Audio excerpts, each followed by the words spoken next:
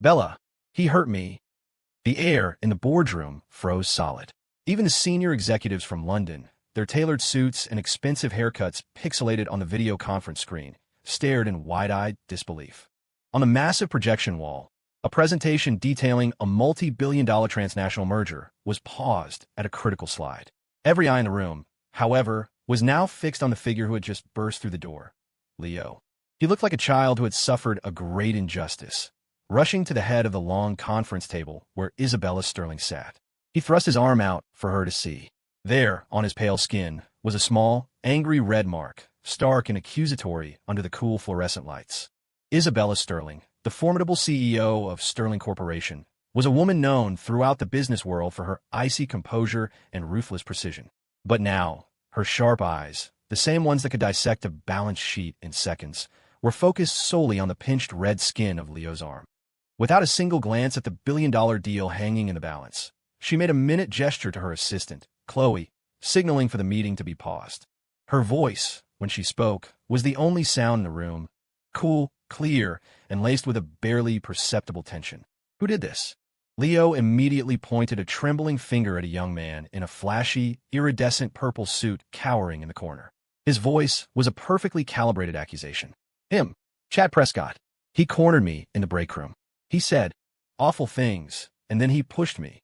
As he spoke, he leaned into Isabella's side, a fledgling seeking refuge under a powerful wing.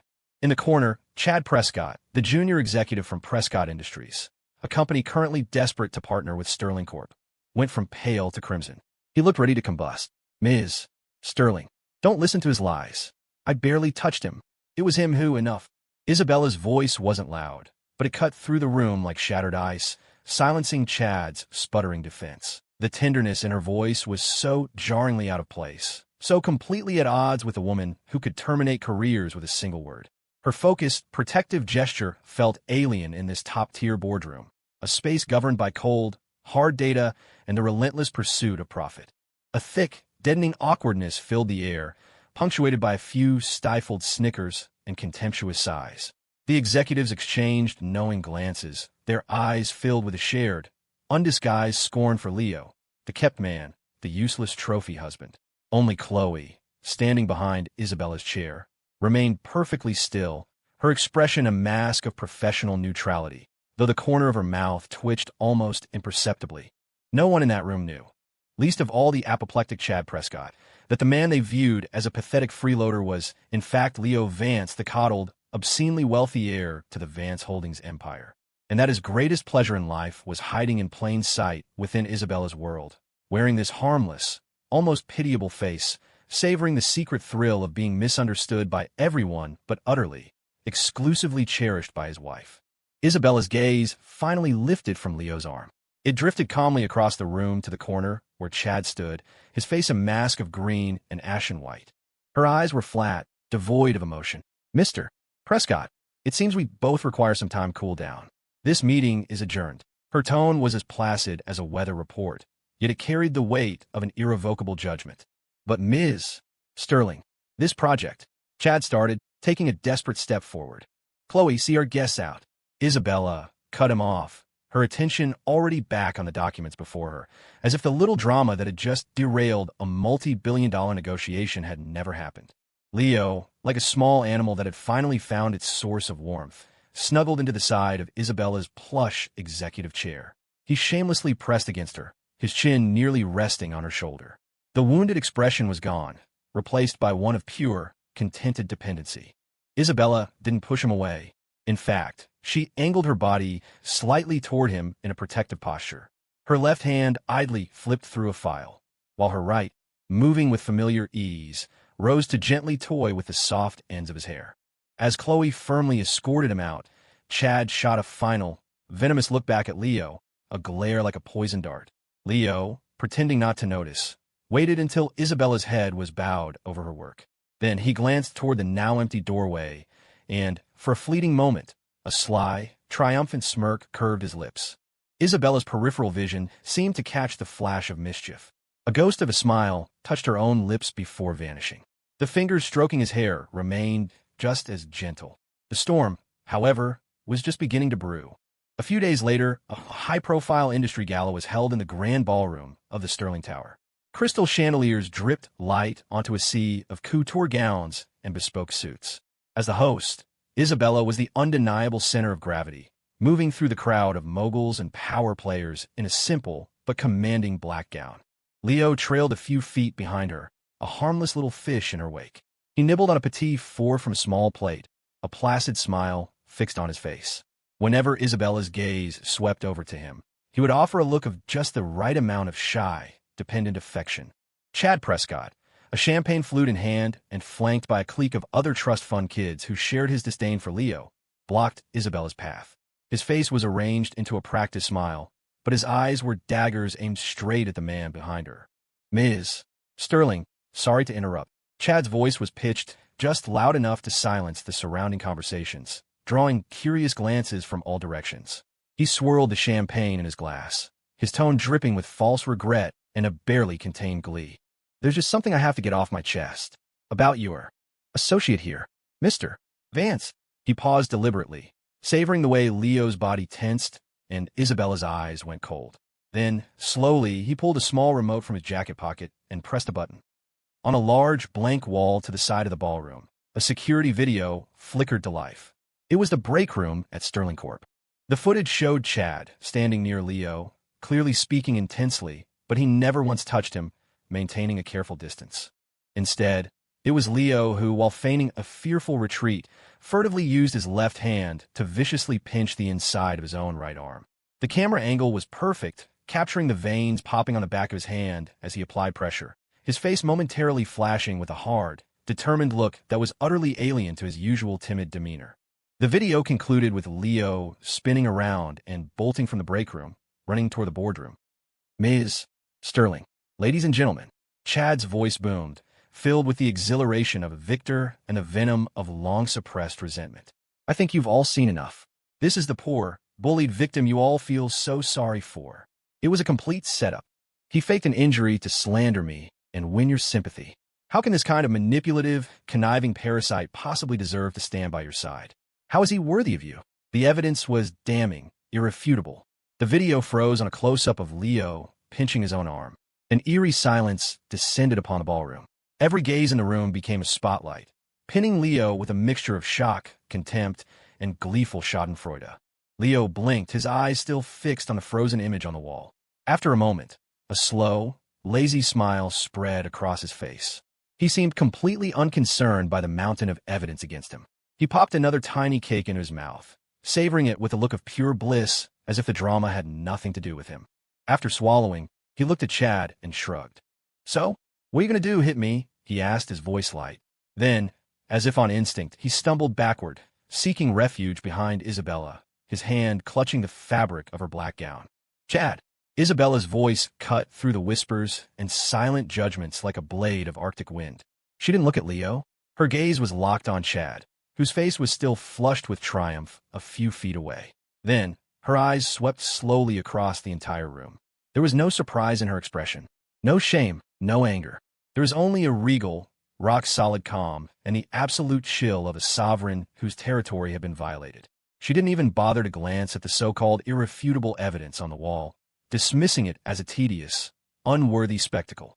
Into the suffocating silence, Isabella spoke, each word landing like a shard of ice on marble. I spoil it. Her voice was utterly flat, stating it as if it were an immutable law of the universe. Is there a problem? The three words were an ultimatum, delivered with unwavering finality and a nearly arrogant display of protection. The entire ballroom was struck dumb. The air felt like it had turned to glass. Those faces that had been smirking with contempt moments before were now slack with disbelief. Chad's triumphant expression froze, then twisted into a grotesque mask of shock and public humiliation. His lips moved, but no sound came out, crushed under the weight of Isabella's cold, emotionless stare. She didn't grant him another look. With a completely natural movement, she reached back, took Leo's cold hand, and enveloped it in the warmth of her own. Then, she shifted her body slightly, creating a shield that completely sheltered the man hiding behind her. Chad, desperate, tried one last time. Ms. Sterling, you can't just ignore the facts. To throw away our partnership, to risk alienating everyone, for, A worthless freeloader like him? You'll lose the respect of everyone here. Isabella's gaze sharpened, forcing Chad to take an involuntary step back. I'm supposed to protect my husband, not worry about your feelings. Compared to him, you are nothing. Her voice dropped to a menacing whisper. You upset him. Your very presence is an annoyance to him. She paused, her eyes scanning the stunned crowd. And as for alienating everyone, let's be honest. Who here wouldn't kill for a partnership with Sterling Vance? Do you really think I need you? The assembled guests shifted uncomfortably, a collective chill running down their spines.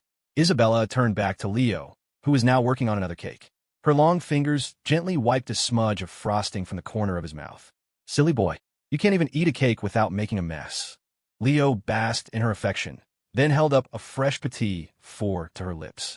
You have some too, Bella. This one's really good. Under hundreds of stunned and complicated stares, Isabella opened her mouth and took a bite of the cake Leo offered. This was the same Isabella Sterling who was famously strict about her diet, and she had just eaten a pastry in public. See, she murmured, a small smile playing on her lips. My husband knows just what I like. The guests had consumed very little of the banquet's food, but they had been force-fed a feast of this bizarre public display of affection. Chad Prescott's face was now the color of a ripe plum. He had come to publicly humiliate Leo, and it ended up the punchline of his own joke. Isabella, holding Leo's hand, walked calmly through the parted crowd and straight out of the ballroom, leaving the scene of the farce behind them. Her straight, proud back was an impenetrable shield, deflecting all the malicious stares aimed at her husband. Long after the sharp click of her heels had faded, the ballroom finally erupted in a wave of suppressed, frantic chatter. The next morning, sunlight streamed through the panoramic windows of Isabella's office, spilling across the polished floor and the massive, curved desk. Leo was sprawled in Isabella's oversized leather executive chair, his long legs propped up on the edge of the desk, his bare feet wiggling contentedly in the sun. He held a crisp copy of the Wall Street Journal. The front page headline was printed in a bold, jarring font. Breaking. Prescott Industries faces liquidity crisis as major banks pull credit lines. Stock plummets at opening BLL. He read it with relish, a childish, undisguised smirk of satisfaction on his face. Isabella stood by the window with a cup of black coffee, looking down at the waking city below. She wore a sharp silk blouse and trousers, her silhouette sharp and cool, as if the dramatic events of the previous night had never occurred. Leo tossed the paper aside and slid out of the chair, padding over to her. He wrapped his arms around her from behind, circling her slim but strong waist. He rested his chin in the crook of her neck, his warm breath tickling her skin as he drew out her name in a long, purring sigh. Bella. Isabella didn't turn around. She simply tilted her head to the side, acknowledging his touch as she took a sip of her coffee. Leo's arms tightened. He nuzzled his cheek against her shoulder, his voice laced with a sweet, cloying tone, like a child fishing for a compliment. So, that contract for the acquisition of Prescott's core assets? They sent it over last night. I went ahead and signed it for you. He finally lifted his head, his chin still resting on her shoulder, and looked up at the elegant line of her jaw. He blinked his large, innocent eyes, the morning light catching the glint of sly satisfaction within them. Isabella at last looked down, her gaze meeting his upturned face, which was practically screaming, "Praise me." A deep, almost imperceptible warmth spread through her eyes, a flicker of indulgent amusement. Good boy, you'll get your reward tonight. She raised her free hand and, with that familiar, gentle pressure, ruffled the top of his soft hair. Leo instantly melted, his eyes closing in bliss. A low, comfortable hum rumbled in his throat. He buried his face back in her neck, hugging her even tighter. The sun cast their entwined silhouettes across the gleaming floor, a silent testament to a game whose victor had been decided from the very beginning. Night fell like a thick, velvet cloak over the city. The lights in the CEO's office at Sterling Tower finally went out. Back at their penthouse overlooking Central Park, the vast space was lit only by a few soft, ambient wall sconces, casting the rooms in a warm, intimate glow. The noise of the day was sealed away behind the heavy front door, leaving only the sound of their soft footsteps and the rustle of clothing. Leo threw himself onto the enormous, cream-colored sofa in the living room with a contented sigh, loosening his collar to expose a hint of his collarbone in a posture of pure, lazy relaxation.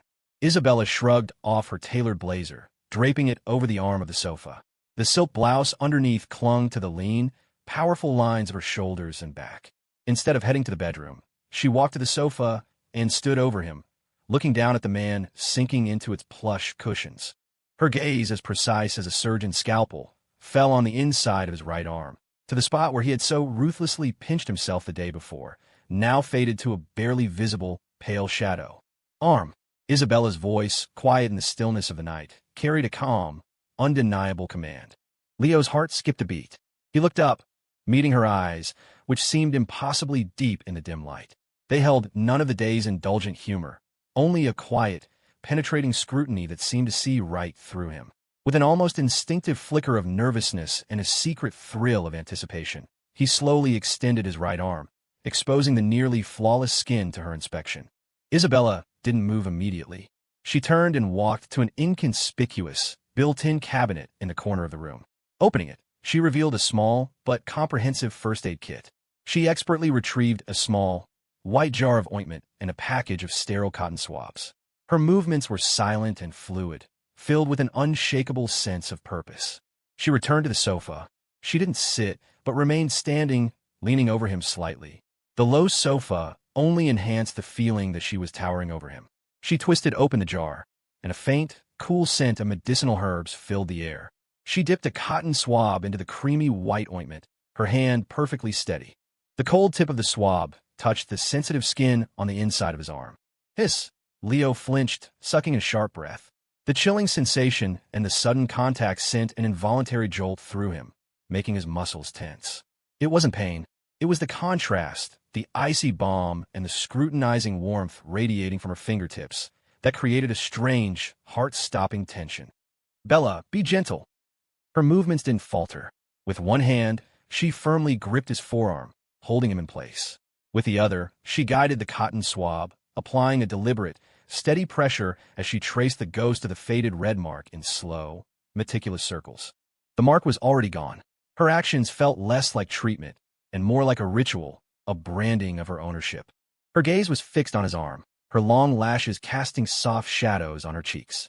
The living room was terrifyingly quiet, the silence broken only by their slightly ragged, intersecting breaths and the barely audible, nerve-wracking scrape of the cotton swab against his skin. Time seemed to stretch into infinity. Finally, after the non-existent injury was thoroughly coated in a thin layer of balm, Isabella's hand stilled. Did you have fun playing your games? The three words, spoken so lightly, landed like a sledgehammer on Leo's heart. There was no accusation, no anger, just a calm statement of fact, as if she were discussing the weather. She had known all along, from the break room to the ballroom, from his feigned distress to the video expose. Every scene in the little drama he had directed and starred in, she had been a fully aware member of the audience. I never liked that guy, Chad, Leo mumbled, pouting. He wasn't interested in a partnership. He was interested in you. The jealousy in his voice was thick and undisguised. The admission drew a soft laugh from Isabella, her hand coming up to cover her mouth. The sound transformed her usually stern features, making her breathtakingly beautiful. What are you laughing at? Leo grumbled, his pout deepening. Oh, my little husband gets jealous, does he? Isabella's eyes crinkled in amusement, a playful glimmer replacing the daytime CEO's icy facade. Oomph, Leo grunted, turning his head away with a huff of pride. All right, you'll never have to see him again, she cooed, shifting to sit on his lap, her arms winding around his neck. Of course, I belong to you and only you. Gulp. Leo swallowed hard, his hands finding their way to her slim waist. Bella, you said something about a reward. His hands began to wander. Be good, Isabella purred. Go take a shower first. Before I do, I'm collecting some interest. He didn't wait for an answer. He sealed her lips with his own. 3 minutes later, they finally, reluctantly, broke apart. Leo trudged off to the shower, his desire palpable. After he emerged, clean and warm, Isabella insisted on applying one more layer of ointment to the arm that was now flushed a genuine pink. The air, already charged, seemed to ignite and then crystallize. The cool, herbal scent of the balm mingled with the rising heat of their bodies, a potent cocktail of unspoken desires detonating silently in the dim light. Isabella looked up at the face hovering above her, a face now stripped of all pretense, revealing nothing but raw, predatory instinct. The eyes that usually held a watery, innocent helplessness were now as deep and dark as a frozen lake, lit from within by a fire of undisguised lust and the thrill of meeting a worthy opponent. Her wrists were pinned to the sofa's backrest by his iron grip. Her other hand, the one still holding the cotton swab, was just as firmly imprisoned in his. The last traces of shock vanished from her eyes, replaced by a sharper, more dangerous focus. She didn't struggle. Her gaze was a stark, Arctic warning. The corner of Leo's mouth curved into a wicked, challenging smirk. His eyes traveled from her defiant stare down to the taut line of her lips. His Adam's apple bobbed. Then, at the very precipice of that silent, volatile standoff, his gaze shifted. It dropped to the hand he held captive, the one with the cotton swab. Her fingertips still held a tiny pearl of the cool, white balm. Without any warning, he lunged. Not for her lips. He moved with a precise, undeniable aggression and closed his mouth over the tip of her index finger. NGH. Isabella's pupils contracted. Her entire body went rigid, a choked, involuntary sound escaping her throat. Her finger was instantly enveloped in a wet, shocking heat, subjected to a gentle but insistent sucking and licking. The icy balm dissolved in the warmth of his mouth, the sensation shooting up her nerve endings like a lightning strike, straight to the base of her skull. She tried to pull her hand back, but he held it fast, his tongue brazenly tracing the sensitive pad of her finger, sending a fresh wave of head-spinning, electric tingles through her. Leo lifted his eyes, locking them back onto Isabella's, which had gone slightly unfocused. He continued to hold her finger in his mouth, his tongue making slow, deliberate circles, his gaze filled with the naked, triumphant possession of a conqueror. That looks at all, see? The little puppy you indulge? He doesn't just bite. He can also lick every last drop of the medicine you so carefully applied clean. The act was more intimate, more carnal, more of a power play than any words could ever be. He wasn't the freeloader who relied on pity. He was a predator who knew exactly how to claim his prize. Finally, he released her. Her fingertip was slick and glistening, red from the pressure of his mouth. It throbbed with a strange, hypersensitive mixture of pain and pleasure. Leo pushed himself up slightly, breathing heavily, his eyes burning into hers, watching for every minute shift in her expression, searching for the cracks in the ice he had just shattered. He licked his own lips, as if savoring the combined taste of the balm and her skin, a wild, unrestrained smile spreading across his face. "Bella, your little husband." He paused, lowering his body until their noses were almost touching, their hot breaths mingling. He enunciated each word, driving it into her ears, obliterating the last vestiges of the kept man illusion. Was never a freeloader. Silence. The only sound was the frantic, frantic drumming of their hearts. Isabella stared at the face that was at once so familiar and now so foreign. The sharp intelligence in his eyes, the powerful, aggressive aura radiating from him. It bore no resemblance to the man she presented to the world. This was the real him. The storm in her eyes slowly calmed, settling into a profound, knowing stillness. And beneath that stillness, a spark of something new. The thrill of being challenged by an equally powerful hunter. Her free hand, the one still tingling from his touch, slowly rose. She cupped his cheek, the cool dampness of her skin a stark contrast to his feverish heat. Her thumb traced the sharp angle of his jaw, a slow, reassessing caress, before coming to rest at the corner of his mouth, smudging the last trace of moisture there, a trace that belonged to her. Her gaze was no longer looking down. It was level. "I know," Isabella finally said. Her voice was huskier than before, yet it carried a strange, penetrating force that echoed in the small space between them. Just 2 words, but they were a tidal wave, crashing against the walls of his composure, unleashing the storm in his eyes. He knew that she knew. He had always known. He dove down again, but this time there was no licking, no tasting. It was a fierce, almost brutal capture of her lips.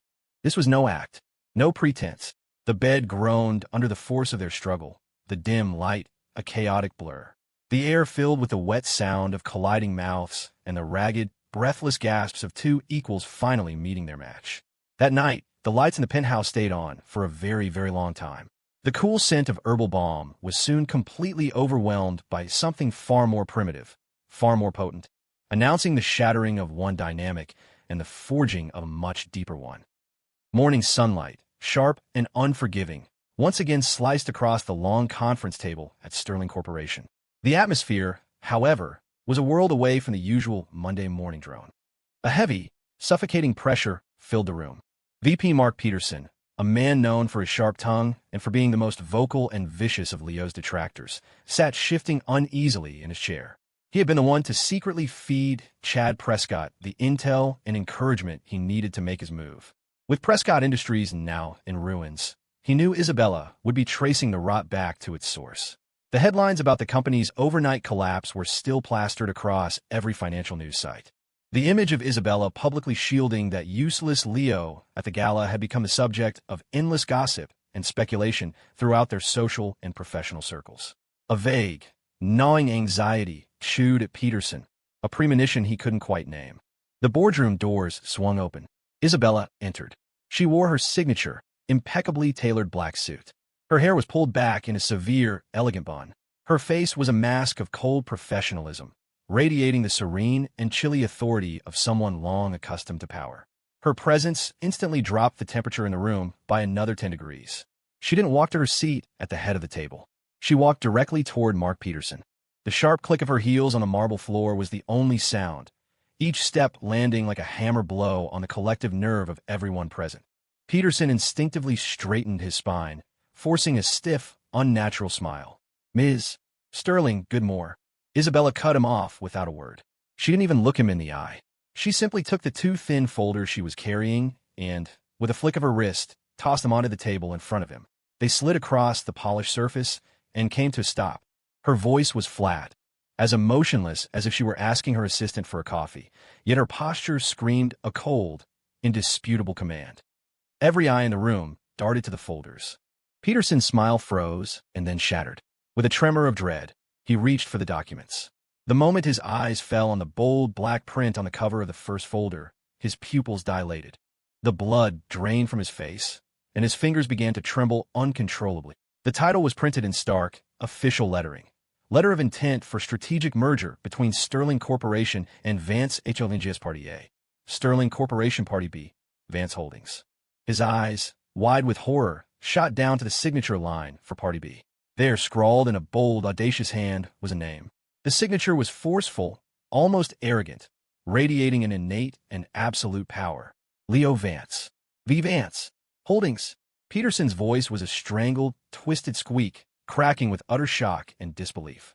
He jerked his head up to look at Isabella, his eyes wild with a terror that felt like the sky was falling. This is impossible. That kid, Leo, how could he? He was babbling, his mind a complete blank. Vance Holdings, the behemoth of the New York financial world, a sprawling, untouchable empire whose resources were so vast that even Sterling Corp had to tread carefully around them. And Leo Vance, the lazy, good-for-nothing freeloader who did nothing but flirt with the CEO and play games, was a signatory for Vance Holdings, with the authority to sign a letter of intent for a merger of this magnitude. The cognitive dissonance was a physical blow. The crushing, world-ending fear that followed was a tidal wave that drowned him. Then he saw the second folder. It was a single sheet of paper, his termination letter. "Sign it," Isabella said, her voice like steel. "No, this has to be fake. Ms. Sterling, you can't." He tried to argue, to plead, his voice hoarse as he grasped for a lifeline that wasn't there. "Mark," she said, her voice dropping lower, "don't pretend I don't know what you were doing with Chad Prescott. You know exactly what you did." She paused. "Out of respect for your years of service, I'm giving you the chance to resign quietly. Otherwise, you know what I'm capable of." Thump. It was the sound of a heavy body hitting the floor. Peterson's legs gave out, and he crumpled into a heap, his face ashen, his eyes vacant, as if his soul had been ripped out. The letter of intent, the document that represented Leo's true identity and terrifying power, slipped from his trembling fingers and fluttered to the polished floor. Dead silence reigned in the boardroom. The other executives could only stare, jaws slack, at the scene before them. The once arrogant VP Peterson, now a puddle of despair on the floor, and the bombshell document lying beside him. Isabella didn't even glance down at the pathetic figure at her feet. She simply turned, her calm gaze sweeping over every shocked, terrified, and incredulous face in the room. Her voice, still cool, carried the finality of a chapter closed and a new one begun. Let's continue the meeting. 6 months later, the Sterling Vance annual gala. The grand ballroom was a dazzling spectacle of gold and crystal. The air hummed with celebration, filled with the clinking of glasses and the murmur of triumphant conversation. In the past half year, the strategic merger of Sterling Corp and Vance Holdings had proceeded with breathtaking speed. The union had created an unstoppable force in the market, sending their stock value soaring and becoming the stuff of Wall Street legend. And the man once dismissed by all as Mr. Vance, the CEO's husband, was now a figure no one dared to disrespect. Though he still maintained his lazy, casual demeanor around the office, occasionally flirting with his CEO wife in public, no one uttered a single word of complaint. Isabella stood on the brilliantly lit stage, a goddess in a perfectly cut crimson gown that made her skin look like snow and amplified her regal aura. She held a microphone, her eyes scanning the sea of employees and guests below. Her cool voice resonated through the speakers, clear and crisp. And I thank all of you for your incredible hard work this past year. Tonight, in addition to celebrating our success, I have something personal I'd like to share. She paused. The usual icy facade seemed to melt just a little, the corner of her mouth lifting into a soft, subtle smile that was enough to make the entire room hold its breath. She gently raised a hand, placing it on her still flat abdomen, an area that on closer inspection held the barest hint of a new curve. I'm pregnant. The two words dropped like a meteor into a silent lake, sending a tidal wave of shock and elation through the ballroom. A moment of stunned silence was followed by a deafening roar of applause, cheers, and heartfelt congratulations. Leo stood right beside her, dressed in a dark, impeccably tailored suit that, while slightly at odds with his usual style, fit him perfectly. As the room erupted, he simply smiled, slid his arm around Isabella's waist, and drew her close, his eyes full of a fierce, protective love that no one could ever mistake again. Be good in there, little one. Don't be a workaholic like your mother. The childish yet intimate plea instantly dispelled the earlier shock, drawing a wave of good-natured, uproarious laughter from the audience. The softness on Isabella's face vanished, replaced by her familiar, icy mask. But deep in her eyes, a flicker of resigned amusement bloomed. She turned her head, and under the watchful gaze of the entire room, reached out with two long, slender fingers. With a gentle but irresistible pressure, she tilted Leo Vance's chin up, forcing him to meet her eyes. The gesture was elegant and commanding, radiating a queen-like authority. Learn to play the innocent card from your father. Isabella's voice, carried by the microphone, was as cool as ever, but it held a teasing note only Leo could understand as it echoed clearly into every corner of the room. Boom! Another roar, this one even louder than before, erupted from the audience. Everyone remembered Mr. Vance's glorious history as a charming, scheming trophy husband. To have it brought up so publicly by the CEO herself, the contrast was simply too delicious. In an instant, Leo buried his face deep into the fragrant crook of Isabella's neck, his arms tightening around her waist. His muffled voice, thick with a playful complaint, emerged from her shoulder. Bella, in front of all these people, spare my dignity. Isabella was jostled slightly by his ostrich-like maneuver, her chin tickled by the top of his fluffy head. Feeling the warmth from his skin and his familiar, total reliance on her, a faint but genuine smile finally, slowly, graced her lips. She didn't push him away. Instead, she raised a hand and began to gently, with a hint of resigned indulgence, pat the back of his head, still buried in her neck. The brilliant lights bathed the couple on stage, an intimate, perfectly matched pair full of striking contrasts. Below them was a sea of applause and laughter. The air was thick with blessings, joy, and a sweet, intoxicating intimacy that was uniquely theirs.